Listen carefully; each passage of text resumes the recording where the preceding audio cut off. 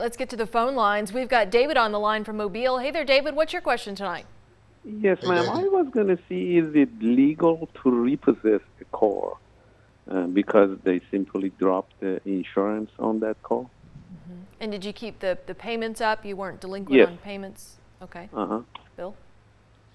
Yeah, I've never heard of someone repossessing because of that situation. However, I do know where there's certain lenders and certain banks, and again, lenders that you're getting a payment from, and if there may be part of your agreement that if you're not keeping up your full coverage, then it may be in the contract that they're able to come repossess it. Because again, if let's say if you dropped your insurance and if you have no liability or collision coverage and then you cause an accident, then they would be on the hook. Otherwise, they would just have to go after you.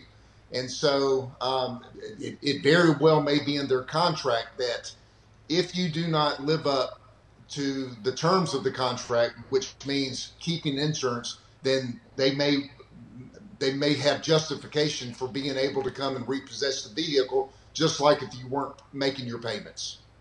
Right. So if he didn't meet if one of the requirements to that loan is that you keep the insurance, then that could force like a default on the loan, is what you're. Sure. I mean, think of it this way: if you're the lender, and if I'm the lender and I'm lending money to you for a vehicle, and part of the agreement is for you to have full coverage insurance on that, in case you cause an accident, um, you know, and if you don't do that, then I'm going to be on the hook if you do not live up to your obligations. So I've never seen a situation exactly like that, but it very well may be in that contract. What should he do to fight back to get his car back? Well, I would contact the lender, whoever repossessed it, and then find out. Um, First of all, find out exactly why they repossessed it. Get them to send something in writing showing them the provisions of the contract.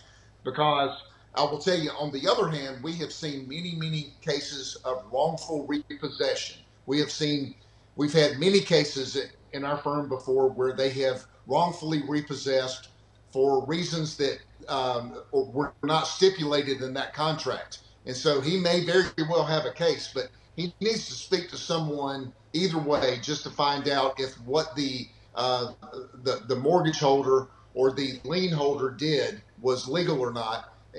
And he may or may not have a case, but he needs to get it looked at, and he needs to get it looked at ASAP. Okay.